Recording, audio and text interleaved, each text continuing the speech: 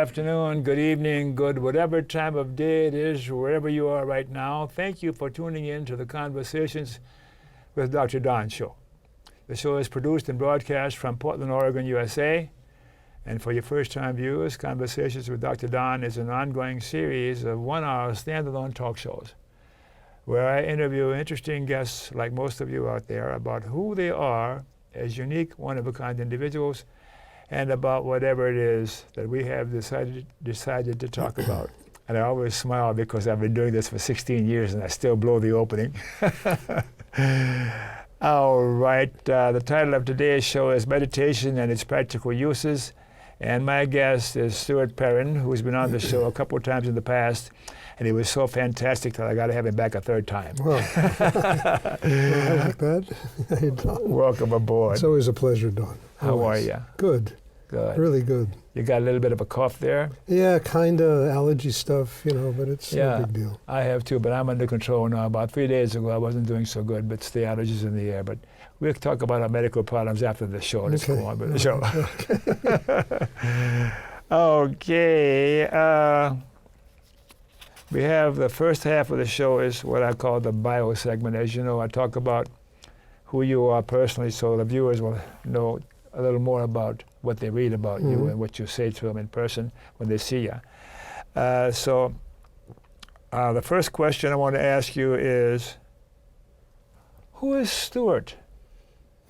Who are you? In your own words. In my own words, Yeah. I'll tell you truthfully, I've been looking for him for a long time. This is how it's going to start. Yeah. Well, who's Stuart? You mean by my chronologically? So let me ask you in a different way. If I were to ask your best friend, who is Stuart? What would your best friend say? Be your best friend. Stuart is what? Stuart is teacher, writer, person interested in all facets of life, who's traveled around the world, who's a business person at one time, serious business person. Stuart now spends most of his time teaching meditation to people all over the United States. In fact, I'm here in Portland because last week I did this 2-day meditation retreat. I gave a lecture to a large group of people about meditation and healing. And then I also gave a lecture to a group of high school kids. That one was a really interesting lecture because I used to be seriously involved in anti-human trafficking. In fact, I even wrote a book about it. And later on you'll tell us. And these kids... Later on you'll tell us more about your books, huh? Yeah, and these kids have an organization called YES. Yes. YES, Youth Ending Slavery. All right. And they asked me to come and talk about my experience in the anti-human trafficking world. Now, if you keep going, you're going to take away all my questions in the future because you're going to answer them before I ask them. So let me interrupt you. Okay. When and where were you born? I was born in the Bronx. In the Bronx. Oh, Yeah, big going on tonight in the Bronx, huh? The Sanders in and Brooklyn. Yeah. But I was born in the South Bronx, tenement district, kind of a slum. I was raised there. I left there when I was about 18 years old and spent all my youth in living kind of like a street kid, Why were you born? Why was I born? Why does everybody repeat that question back to me? That's my last trick question, I promise, Stuart. I think I was born to do what I'm doing today, which Okay. is teaching and working with people, helping people. Okay, anything significant about your racial or cultural heritage worth mentioning to the viewers, or maybe not? Well, I guess, I don't know, we all come from some kind of cultural heritage. I was born into a Jewish family in the Bronx. I was raised in kind of a kosher household, although that was as a respect for my grandmother. I really never identified very deeply with the religion I was born into. And eventually, not identifying with it, it forced me to find other ways of spirituality. Do you have a religious preference nowadays that you hang your hat on? I don't have any religious preference, Don. I believe, honestly, if you have a spiritual life, there's no more religion. What do you mean by spiritual? I mean that everything around me is a manifestation of higher energy. I look at people, and instead of looking at them in a dogmatic, righteous way, thinking they should live a certain way according to my beliefs, I just kind of accept people as they live, as they are, and learn from them, and let them be my teacher, and not have to ever impose my views, my idea of what's right or wrong on them, my opinions. There's something about the look in your eyes or in your face as you look at me and we're talking. I feel that. It's unusual. It feels good. Well, it's true, Don. It took me years to learn this, but I learned that once you kind of have a spiritual life, and I can't get into even a definition of what that means. Sure. But you begin to accept the world. Years ago, when I was living in New York studying with a very great master in meditation. And what was his name? His name was Rudy. He was an extraordinary being. Mm-hmm. And he asked me to go teach in Texas. He said, this is a great story. Yeah, from the Bronx, I went to Texas. This is after living in Paris, London, Athens, Morocco. I wound up spending 9 years in Texas. But he said to me something I never forgot. He said, if anybody ever asks you who the guru is or teacher, tell them it's life. And it took me 20 years to learn what he meant by that. Because once you can allow life to be the teacher, it means you accept every conceivable different aspect of life as being your teacher, and you don't judge anybody. You don't walk around having opinions about the way the world should be and how people should live. But you just open and let people be a teacher. How long did it take you to get to that point? 20 years. Since he told me that, it took 20 years to learn that. I'm not kidding you. I believe you. Because up until that point, I had a lot of opinions about life and who I was and what I thought was right. And then I began to realize, look, that's a lot of nonsense, Stuart. There's 7 billion people in this world. Everybody sees their own reality. So experiencing the other person as you're looking at them and they're looking at you and you're talking with each other, that's a connection that qualifies your talking about how you arrived at being spiritual. It allows people to be. You understand? And then it eliminates the tension from a situation. Nobody has to fit into my box. Nobody has to fit into my little well-formulated world that I think is the right way to live. Just a moment ago, did you notice my right shoulder drop? See, I'm relaxing. Yeah. It allows people to relax, and it allows people to be around you. And they're not intimidated. It's not somebody sitting there with some enormous ego and charisma and dictating to everybody else how they're supposed to live their lives. I don't know how anybody's supposed to live their life. I do know that everybody is a teacher. And I can learn how to live my life according to what I learned from other people. How about your formal education? What is that like? I graduated from high school. Uh-huh. Then it took me 10 years to graduate from college. But you did. I finally did, but it took 10 years to do that. But I'm not saying that anyone out there should do that, but that was my karma, okay?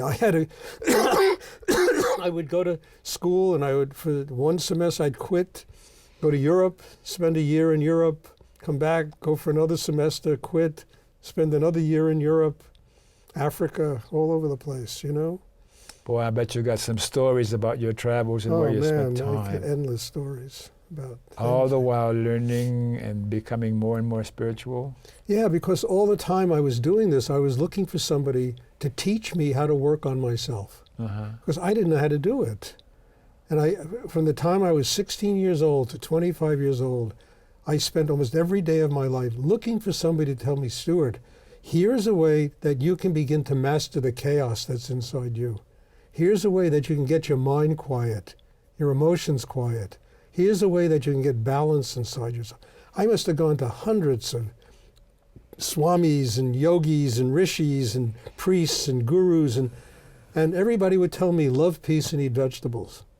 So they would tell me. They would have their own formulated, but I say, yeah, I'm happy to love, I'm happy about this peace thing, but how do I get my mind to shut up? How do I get my emotions to shut up? How do I get to be balanced inside myself? How do I get to deal with all the chaos that is endlessly running through me and keeps me from ever being a happy person? You meditate every day? Yeah. How often?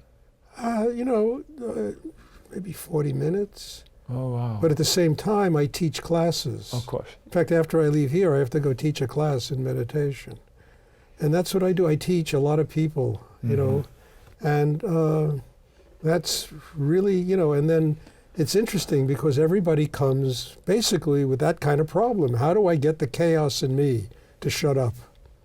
What do you mean by the chaos in me? What a is mind that never shuts up. I know. Yeah, I know. Everyone knows. Yeah, I always tell people it's like a bird cage with 1,000 canaries that never stop singing. It has all the answers. It has none of the answers. It logically figures out a world that it's impossible to figure out. And then every time you try to act accordingly, you always wind up in the mess, in a lot of trouble. We can never figure out anything. I don't think we're born here to figure out life. We're born here to learn how to get balanced inside ourselves. Because I don't think anybody's ever going to figure out life. So it's a matter of being rather than doing, even if the doing involves just a bird in your head. You hit it. It's a matter of being. It's a matter of being and not becoming, but just learning how to be, to live in the moment, to be in the now. So you're teaching meditation. Yeah. And this is what your career is like anymore. This is what I do now. I decided that it works. I teach it in prisons, I teach it in all kinds of places, and I see that it really helps people. It transforms them. When they learn the technique of how to do it, it begins to transform their entire inner life. I see it in prisons. I work with inmates, and I sometimes look at them like angels living in hell, these people. Yeah. They've learned how to get balanced inside, how to open their hearts. And it really helps them. And it helps, yeah. Oh. You have a partner, a boyfriend, a girlfriend? I've got to be correct here and get all those thrown in there. No, I have a girlfriend. Yeah. Uh-huh. Yeah. And does she like you? I hope so. Yeah. I hope so. We're in a lot of trouble if she doesn't. Do you like her? Yeah. She's really quite a remarkable person. Would you tell her? Look in the camera. Yeah. Hi, Winnie. You're quite a remarkable person. I have a lot of respect for what she does with her time and life, and she's very smart and has an incredible career in what she does and has mastered something that very few people can master, What is that? She, she's like one of the top producers of animated movies. Uh-huh. Yeah. Does she meditate? Yeah. Uh-huh. Did you teach her? Yeah. Okay. I know what the answer to this question is, but I want to see your face when you answer me. How do you see yourself on the political continuum? Are you left, right, center, or off the edge of either one, or what? I think I'm off the edge, because I don't believe any of these people. Uh-huh. I don't believe them. I listen to them talk. It's all charisma. It's all power. It's all wanting to get the office. And I've discovered in my own life, you vote for somebody and you get all these, the only time you hear a politician ever promise you anything is when and swear they're going to do something for you is when they're running for office. After they get elected, it all goes by the wayside. So Republicans, Democrats, conservative, liberal, those terms don't mean anything to you? Don't mean anything to me, no. Anything. Being is what means something to you. Somebody who's truthful. Somebody whose heart's open. Somebody who has compassion and can live their life with compassion. Somebody who understands the suffering of other human beings and isn't in it for themselves. They really can open to other people and understand this, and then they can do something to help them. And it's not just rhetoric and words and a lot of, tongue wagging, in order to get yourself a position in life.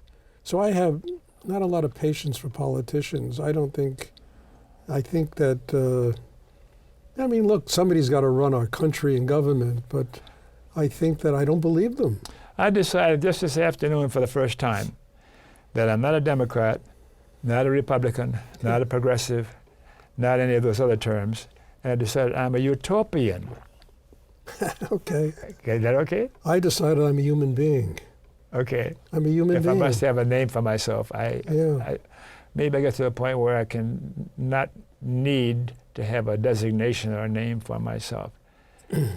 We only got an hour, but you can teach me how to meditate the way you do. Maybe. Yeah, maybe. I've been trying for a long time. I've told you about it. All right. I don't know if this question applies to you or not, but it occurred to me what is the difference between sympathy and empathy? That question provoke anything from you? Well, not really. I mean, I'm empathetic to the struggles of people. Yeah. I identify with them because I know what I've gone through in my own life and the amount of struggles I've had in my own life. And some of them, I mean, look, I was in an airplane crash. I almost died in an airplane crash a long time ago, And I lived in, a tenement district of the Bronx where I was brought up, and I saw lots of pain. My father died when I was 16 years old.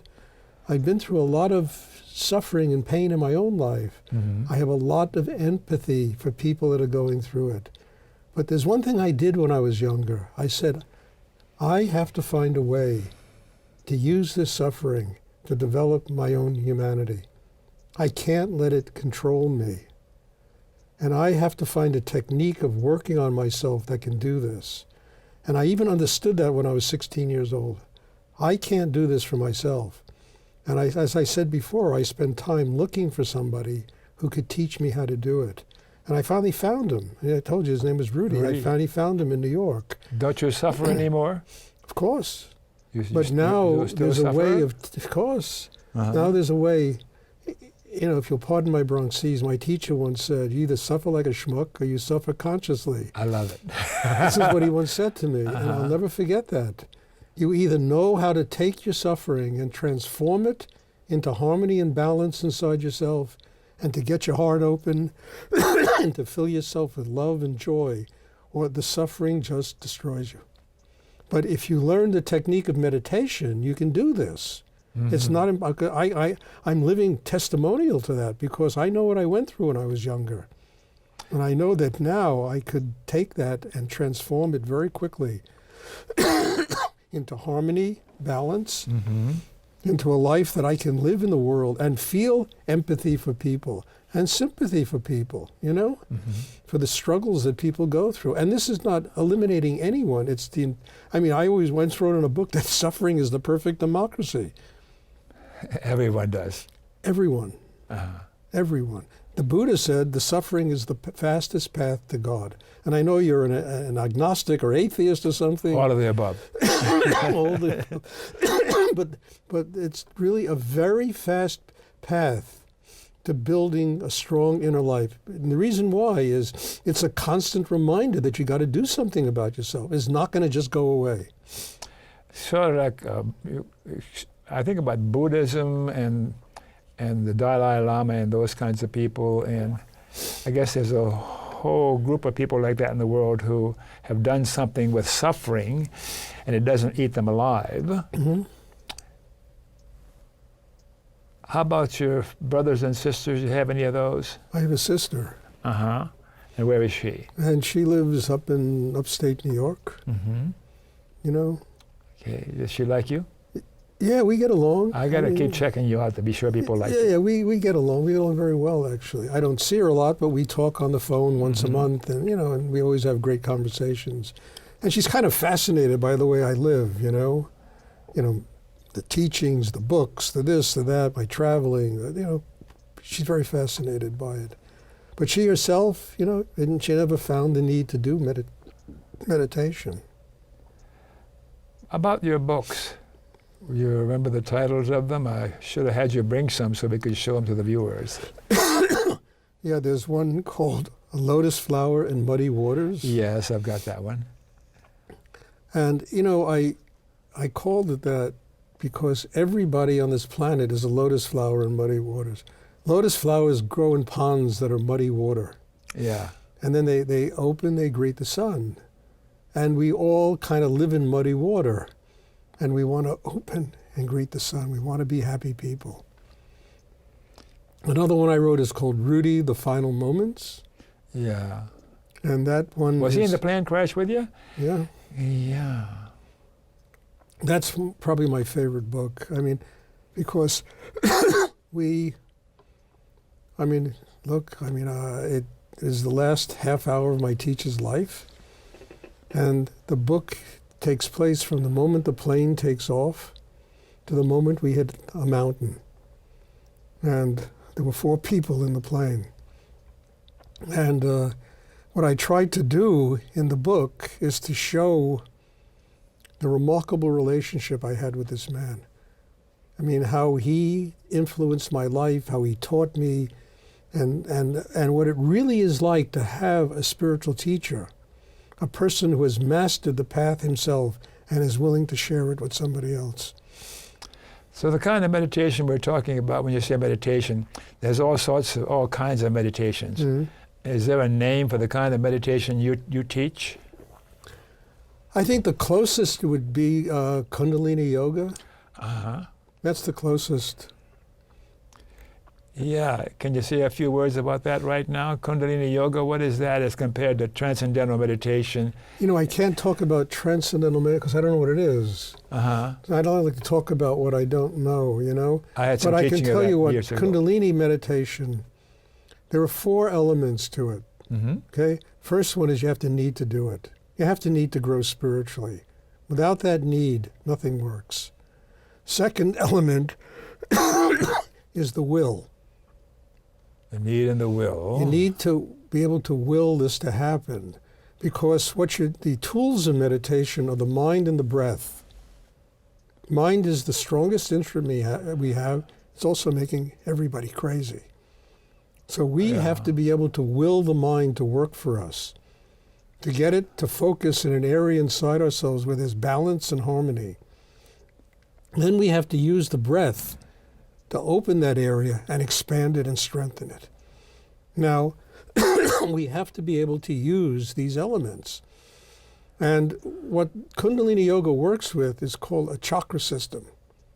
This is something a little more esoteric, but I always tell people, you know, a chakra system is no different than a respiratory system and a digestive system and an excretory. So we need a chakra system because that is a direct link between every human being and higher energy in the universe. I've done a little bit of research on what you're talking about, and I'm finding right now for the first time something is happening with me that I've not been aware of happening before when I'm interviewing a guest. I'm between listening to you as a host, as a producer, and listening to what you're saying and applying it as I'm hanging out with you, and you see my shoulders drop now and then because I'm going between seeing if I can incorporate what you're talking about and learning it so that... Well, you see, the key, Don, is that there's an energy center right below the navel, it's chakra. The Japanese call this the hara, the Chinese call it the tatien. This center is the center of balance in a human being. And the whole problem with people is that there's no balance. There's no rootedness in them. You know, so any kind of tense situation that comes along, it completely drains their energy out of them. So it's like you know, the metaphor is a tree, you know? You get a big palm tree in a hurricane, and it bends, but this rooting is so strong that the wind can't blow it over. Now, a chakra system is the same thing, and this chakra below the navel is really the strength that's inside a person. Now, we have to learn to focus our minds in that chakra and use the mind as a surgical instrument to open that chakra so that we can build balance inside us. We can build harmony inside us. Once you have the rootedness, you can open the heart. You understand? And it's like a flower. It needs a stem, it needs roots in order for the petals to open. And then when the heart opens, we live a compassionate life. We interact with other human beings. And the heart isn't like a kind of an accordion that opens and closes. It can stay open because it really has foundation to rest on. So meditation, I don't know if I even do meditation, I do what it should be better be called inner work, working inside myself, using the mind, using the breath to develop the hara, the foundation. Then everything works. Understand? Then you can draw energy through the sexual area to the base of the spine. That activates Kundalini. And the Kundalini will rise to the top of the head, and it will really just kind of stay there and germinate. And then this crown chakra opens, allows the soul of a human being to connect with the soul of the universe. That marriage gives birth to energy that comes back, and it brings with it knowledge, wisdom, joy, love. Now, we can't receive knowledge other than intellectual knowledge in the mind. We can't get knowledge of a higher nature because we're so full of ourselves. There's no room for it to come into us. So we need to, transform ourselves and allow this higher energy to begin to nurture us. And that knowledge, that's where wisdom comes from. I mean, somebody, you sing and are a musician, you play the piano. What you need to do is know the craft. Once you got the craft down, then the inspiration comes. So when you play a Beethoven sonata or a Mozart or jazz or whatever you do, it's that inspiration that comes, but you need the craft. Without the craft, it's not going to work. And all meditation does is build the craft. And then it allows that inspiration to come. Okay, we're going to have to take a break in a minute or two, but two more questions. Because I'm still going between being intellectually involved with what you're saying and grasping it, so I can, if you notice, ever so often my shoulders drop a little more because... I can tell you one thing, Don. I've been doing this 40 years. Yeah. I don't understand it. I know it works when I do it. Okay. I don't have to understand it. I've just seen what it's done for my life. I don't have to understand it. I don't have to analyze it. I don't have to figure it out. All I have to do is use it. And you are with your students in a way where they get it from you. That's right. That's right. Okay. Transmit energy, Shakti, whatever one calls it. Do you have any memberships in political or social or civic organizations worth mentioning? No. None, all right. How about anybody from the past or alive today, other than Rudy, that you particularly admire or look up to? Any names come to mind for you? Well, yeah, Gandhi, Martin Luther King, people that understood the politics of love, the politics of surrender. Yes, I have tremendous admiration for those people. Gandhi, why Gandhi? Well, he understood something, I mean, Gandhi used to go and, everybody would talk about helping the untouchables in India. Gandhi went and lived with them. He said, how can I help them if I don't understand their life? How about Martin Luther King? What about him that you Same admire? thing. I mean, he understood the politics of love. He understood he really lived, not even, he lived that way. Look, he gave his life for that, Gandhi gave his life for that. So I have enormous respect for those people. I have enormous respect for teachers who have helped me. Some of them aren't even alive, like there's one called Swami Nityananda, another one called Ramakrishna. And these teachers have come to me and have done an enormous amount to transform my life. And you spend time with them? No, I never met them. Okay. Never met them. But through meditation, I connected with them. And they really transformed my life. All right, well, we can go on forever, but we better stop now before my director yells at me. Let's take a break, and then we'll come back and continue on with specific questions I have for Stuart.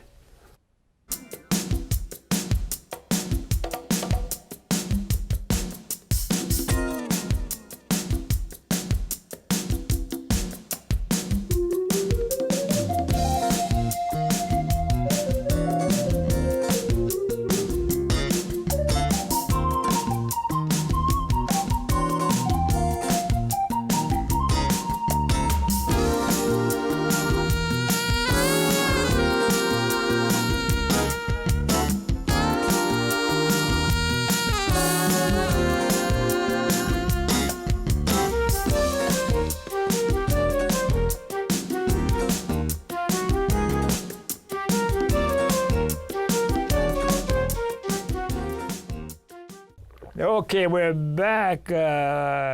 Thanks for staying tuned. And for you viewers who missed the opening of the show, you're watching Conversations with Dr. Don. It's an ongoing series of one-hour standalone talk shows where I interview interesting people, like most of you out there, about who they are as unique, one-of-a-kind individuals and about whatever it is we've decided to talk about tonight. In the second half of the show, we're going to talk more specifically about meditation and things related to meditation. Now, I got some suggestions for questions I could ask Stuart, and then I added a few myself. So I'm going to start off by adding that first question that I think you kind of answered already.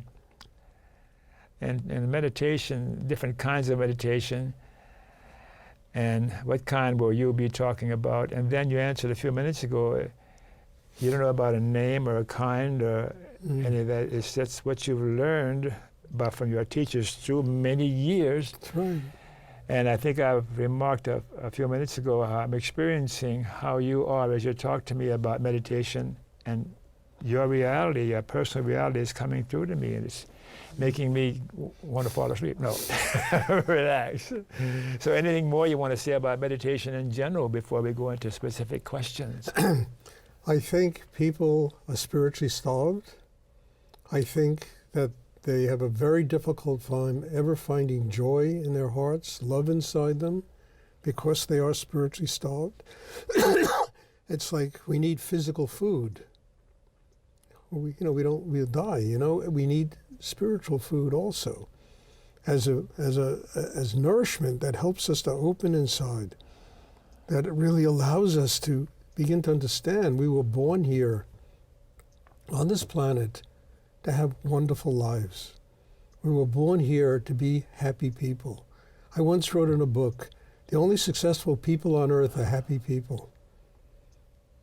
People whose hearts are open, there's love. They get up in the morning and they say, wow, the breakfast I eat, I brush my teeth, I wash, I take a shower. Everything is something special. And my life is something special. And a special life doesn't mean that you're a billionaire. It means there's love inside you. It means your heart is open. It means that you have compassion for other human beings. It means that every stupid little drama and soap opera that takes place in life doesn't drain your energy out of you. It means you can deal with all of that without letting it deal with you. I mean, people have to learn how to do this. You understand? It's not something that everybody does because they get up in the morning. They have to find a way to learn how to do it. I have a chore for you.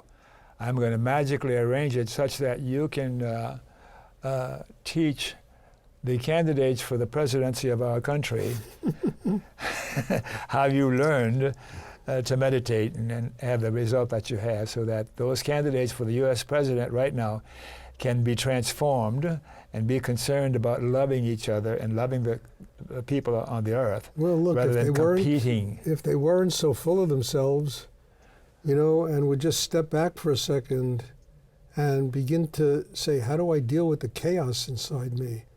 I could train them, I could teach them. You think so? Yeah.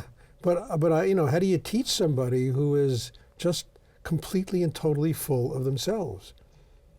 And it's impossible. It's just you can only fit so much water in this cup. And if the person is up to here with themselves, there's no way that anything can get into them. When I was a kid, they used to say to me, boy, don't be so full of yourself. Yeah.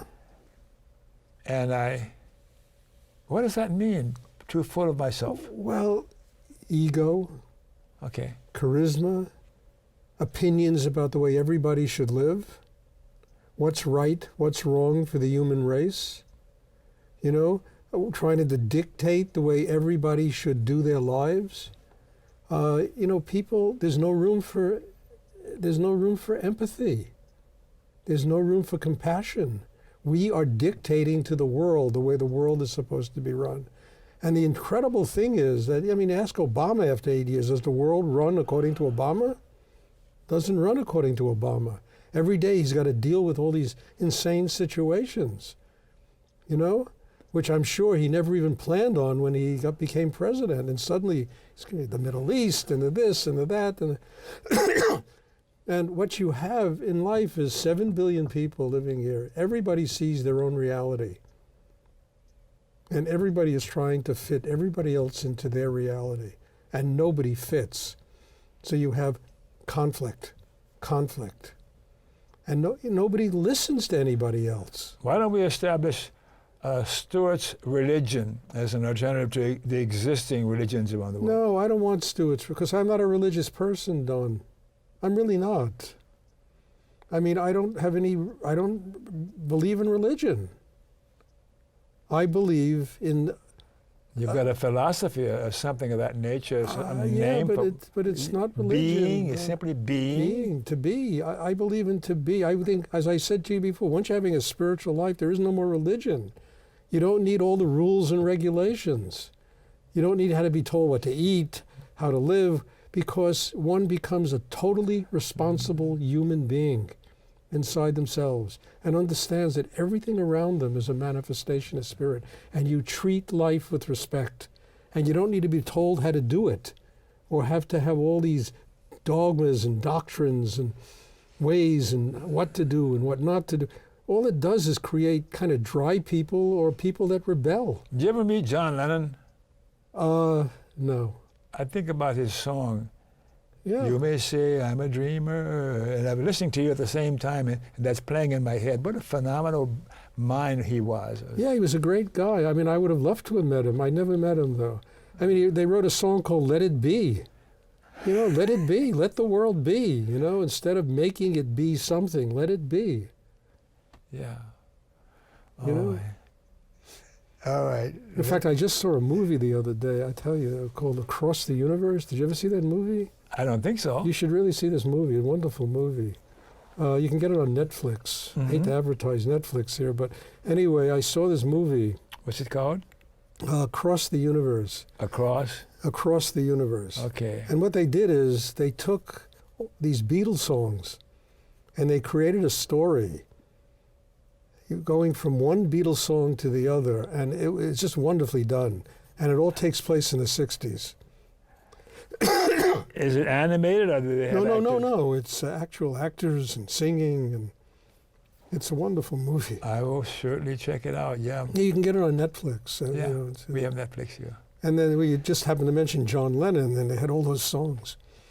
And honestly, I was never a big fan of the Beatles until I saw this movie, and I say, wow, here's a woman who put it all into, the director put it all into context, you know, and did a nice movie out of it. I wonder where those kids came from, and that kind of, all the songs and the stuff that they produced or created had the same kind of a theme or depth to them. Mm-hmm. Yeah, I don't think of any other group quite like that. Yeah, I agree. I mean, again, I wasn't a big fan, and then I saw this movie, and I said, wow. Back in the 60s, I used to listen to Bach and Mozart and Beethoven. You know, everybody thought I was crazy, all my friends, you know. But I used to love the music, you know. All right. How does meditation help a practitioner gain inner balance in any situation? How does meditation do that? All right, here's what I tell people. Okay. Meditation is not a spiritual life. Meditation is the gym. You understand? You go to a meditation class to work out. GYM, okay. GYM. You go to a meditation class to work out. Chakras are like psychic muscles. If you don't work on them, they atrophy. So you go to a meditation class excuse me, in order to build this chakra system. This requires, as I said before, proper use of mind and breath and the need to grow. And as this chakra system gets stronger, you take it with you into the world. I always tell, I did a retreat, and there were a lot of people, and I would tell them, this is not a spiritual life. You're going to find out on Tuesday whether you're having a spiritual life, when you have to deal with a lot of unconscious people in the world. And then you'll see how you interact with them. So are you going to bring what you learned this weekend with you, or are you going to leave it behind? So all you do in a meditation class is build a system that can enable you to go out in the world and deal with all this kind of insanity that goes out in the world. And then it's no longer a problem. It becomes kind of a playground. You know, it's tongue in cheek. It becomes, you don't get serious about all the soap opera that goes on in life because it's not going to stop. You understand? It's not going to stop. It's not going to go away. The only thing that can stop and the only thing that we can fix is ourselves. Nobody's going to fix this world. They've been trying to fix this world since Adam and Eve left the Garden of Eden. And nobody's been able to, no matter how much money they infuse in it, no matter how many great ideas, it never fixes. The only thing you can fix is yourself. And then once you get yourself balanced and strong inside, you can deal with all of this. You believe in Adam and Eve? I think metaphorically it's a very interesting proposition. Metaphorically, yeah. I really do. I think it's a great. I mean, it's like we all step out of a state of innocence. We're born. We're these innocent little creatures, and then have to travel through life. That's one of the pure joys in my life when I see a little baby like in a shopping cart. And they look at me, and mom or dad are so busy, they're not even aware that the baby and I are connecting, Yeah, I mean, that's pure. Pure. So, it's kind of like we're born, we kind of step out of the Garden of Eden, we come into this world, we got to voyage through all of this, and then we try to find some way of dealing with it. And get back to where we were when we were born. And get back to where we were when we were born. That's the Messiah is getting back to the way you were when you were born. You become a child of, if you'll pardon the expression, Don, a child of God. I don't know if she appreciates that. All right.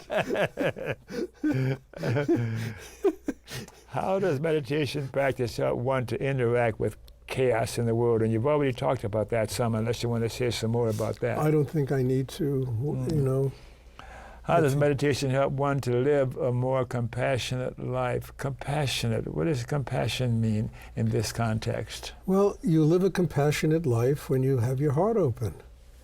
When you finally realize that there isn't a person on this planet who doesn't suffer, and we have to interact with the world. And mostly we interact with the world using tension. We interact with the people, we're intimidated, we're threatened, we have fear, we're insecure. Because, when we were kids, we reached out to the world, we tried to get love, and we got our hands smacked, Yeah. We never got the love that we really needed, and then we grow up and we build all these walls around ourselves, protective walls. And these walls have to come tumbling down. Once you get the heart open, and it can stay open, then we can it's like they say, every human being is constantly making mistakes, and if we don't learn to forgive them, Don, we can never move on in our life. We have to be big enough to forgive other people, and this requires compassion. We have to compassionately come to a place in ourselves where we realize that every person is somehow going through one difficult thing or another in their life. So I have a question to do with compassion. Yeah. I don't know how this came up a few days ago. It occurred to me about something going on inside of me where I feel sort of drained at the end of the day when I watch CNN too long. I'll tell you a funny story, okay? Please, go ahead. I was in New Jersey, right? And I published a book, and Barnes & Noble asked me to come and do a book signing and a talk. So I said, okay. I went to this place, Barnes & Noble, and I gave one of my talks about meditation, spiritual practice. Somebody raises his hand. I said, anybody have questions? The guy raised, yeah. How do you define hell? This guy asked me a question like this. So I looked at him and I thought for a second and I said, just turn on CNN. There is no greater hell on this planet. Good thing our shows aren't broadcast on CNN. What goes on there just shows you hell, right? Instantly. Yeah. Well, it got a kind of a laugh, and the guy just shook his head. Yeah, okay. And then when I have a day like that, I feel sort of drained, and then compassion fatigue. And I looked it up on Wikipedia. It's also known as secondary traumatic stress. It is a condition characterized by a gradual lessening of compassion over time. Mm-hmm. It is common among individuals that work directly with trauma victims, such as therapists, nurses, psychologists, police officers, first responders, animal welfare workers, health unit coordinators, and so on, and other informal caregivers of patients suffering from a chronic illness. It was first diagnosed in nurses in the 1950s. Sufferers can exhibit several symptoms, including hopelessness, Mm-hmm. a decrease in experience of pleasure, constant stress and anxiety, sleeplessness or nightmares, and a pervasive negative attitude. This can have detrimental effects on individuals, both professionally and personally, including a decrease in productivity, the inability to focus, and the development of new feelings of incompetency and self-doubt. Well, I don't experience this to that extent, but I'm on that continuum. At the end of the day, before I rest my head on the pillow, I'm just tired of feeling compassion for all the pain and suffering going on in the world, and it seems like it never ends. So I was wondering, a person who meditates, as you talk about it, will they be able to curb the tendency toward compassion fatigue in a person who meditates regularly? Yes. You think so? Yes. I can do more now at this point in my life than I could do when I was 20 years old. I have more energy, more vitality. I do more projects, creative projects now than when I was 20 years old. And the reason for it is years of training inside myself and having built a system inside that is strong enough to deal with this laundry list of things that you just read about, you know? But you need, I can't repeat it enough, people need to have that training. I mean, if you want to be a neurosurgeon, right? I mean, and you pick up a scalpel and you try to cut something without 12 years of training, you're a dangerous person. Yeah. If you want to be a plumber, you don't know what you're doing, you know, the house is going to blow up. You know, if you want to be an electrician, you want to be an actor, a musician, you got to get training. You understand? The most difficult thing on earth to master is oneself. And nobody thinks they need any training to do it. So then with years of practice and learning what you're about, learning how to be, then the likelihood of being all worn out at the end of the day is diminished a lot. Yes, you know, this list of things, I probably had everything you mentioned there when I was 20 years old. Everything. I was depressed for months. I was unhappy, I was miserable, I didn't understand anything. I was starved for love. I could never get into a relationship that lasted more than 2 weeks maybe when I was a kid. And when I got that training, all of this stuff went away. When I learned how to get centered and balanced, when I learned how to keep my heart open, when I built a system inside that was strong enough to be able to deal with all of these things you mentioned here in life. And first of all, how to now if I get a tinge of depression, I can transform it in seconds. I can turn it around in seconds. If I feel unhappy about it, in seconds I can turn it around. If I get some thought and somebody does something stupid that I really don't, in seconds I can turn it around. Just in seconds. Yeah, literally. And what you're doing with your brain, what you're thinking and what you've learned. I've learned not to listen to my brain. It's always gotten me into trouble. Meditation, gratitude, love, and kindness. Oh, that's a whole bunch there. We only got about 6 or 7 more minutes. You ready to talk about meditation, gratitude, love, and kindness? That's a combination of words. Well, gratitude is the way you open your heart. That's the first step to getting the heart open. I am grateful. And I don't think there's anyone alive who doesn't have at least one thing they're grateful for, even if they just breathe. They're grateful, and that immediately opens the heart. You understand? Then we know, you see, look, breath, okay, let's say gratitude opens the heart. Breath is life. Every time you inhale, you take in life. You try not to breathe for a minute. You know, it'll fry your brain. You understand? Every time you exhale, you let go of a part of yourself. So breathing is the rhythm of life. You know, in Hinduism, there's a mantra, Soham. You know, Soham translated into English is, I am that.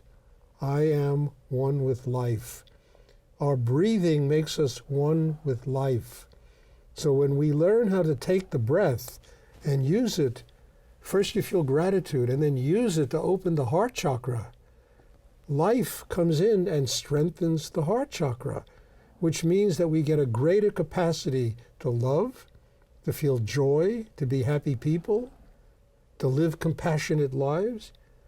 You know, so I always think it's a joke. You know, what sustains the world is the fact that everybody's breathing. Everybody's kind of praying, I am that, 24 hours a day.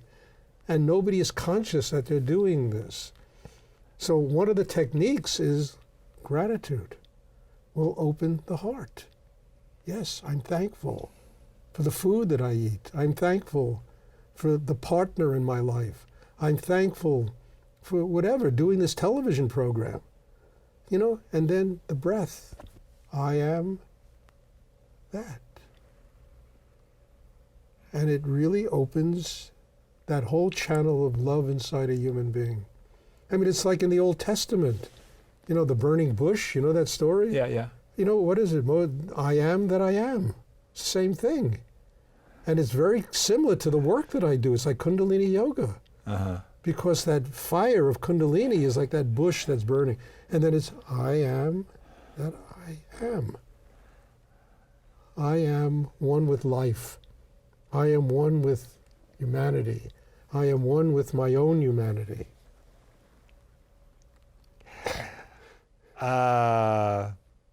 Is meditation a reclusive method or an active method of living in the world? Is it reclusive or is it active? It's both. Yeah. How is that? Well, I've always been, look, as I said earlier on the program, I was born in the streets of the Bronx. You know, I wasn't born from some lotus flower in the Himalayan mountains or in a cave. You know, I was born on the streets of I've been an active person since the day I came into the world. My teacher was born in the slums of Brooklyn. You know, I run businesses. I have a daughter. I've been married. I'm not married now, but I have a daughter. You know, and I have a 20-year-old daughter. You know, I am an active. I have people all over the world that I interrelate with. I connect with. You understand? And I have to be strong enough to do that. And one of the reasons I studied with my teacher is that he was the first person I've ever met in my life who could take New York City and make it into a temple. I couldn't believe. I used to hang out with him a lot, and the way that he dealt with life. There's Rudy? You know, Rudy, he was so extraordinary in the way he dealt with life and how he transformed everything into almost like a temple. Everything became sacred. This wasn't a facade in him. This is reality. Facade. No, if it was a facade, I would have left in 5 minutes. I saw enough facades in my life, even by the age of 25. Yeah. I never saw anybody do anything like that before. And I said, Stuart, if you learn anything in your life, you got to learn how to do that. So meditation, yeah, people, I'll tell you a funny story, okay? Please. When I had an Asian art gallery in New York, there was a young woman who used to come in, and she was a Tibetan nun, an American woman, but she had shaved her hair, she wore all the robes, carried all the beads and prayer wheels and did all that stuff. And she became a good friend of mine, you know? And she would come in my gallery every couple of weeks, and we would spend a couple hours talking. And anyway, her dream was to find a cave in the Himalayan mountains to meditate. This was her dream. So one day she comes in the gallery and says, Stuart, I found a cave in the Himalayan mountains to meditate. So I said, boy, you must have a really good real estate agent over there. Anyway, she disappeared for 2 years. I didn't see her. One day a woman walks in my gallery, and she's wearing jeans, she has long hair, she's dressed, you know, like a regular, you know, person. And I looked at her, I said, don't I know you? She said, Stuart, it's Annie. Remember me? You got 30 seconds, we're gonna have to stop. So I said, Annie, I said, wow. I said, anyway, what happened was, You know, she had a boyfriend now, she was in college. She went to this cave, she started meditating. 100 feet away, there was another, what they call a sadhu, who was living in a cave. And all the villagers took care of him. When she lived in her cave, he started getting jealous that they were taking care of her and taking care of him. You understand? And he started to do crazy things. And one of the people in the village came to her and said, if you don't get out of here, this sadhu is going to kill you. She went off to meditate in the cave. You know, so you can't escape problems in the world wherever you go. You understand? Even if it's in a cave in the Himalayan mountains, you know? We're going to have to stop before they yell at me, all right?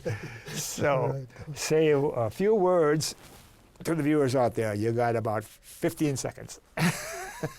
Well, it's just a pleasure for me to share with you things I've learned in my life.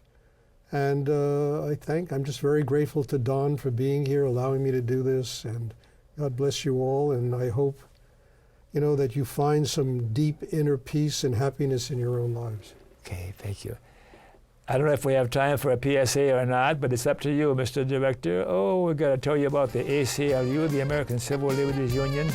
Without the ACLU, I think our civil liberties in this country would be down the tubes for sure. Anything else we want to talk about? Yeah, be kind to even unkind people. Thanks for watching. Remember KFC? Don't forget KFC and that Kentucky Fried Chicken, Dr. Don's KFC. Kind, friendly, and charitable. Be kind, be friendly, and be charitable to you too, and you too. And you are already kind, friendly, and charitable, my friend. Thank you for coming on. You're the best.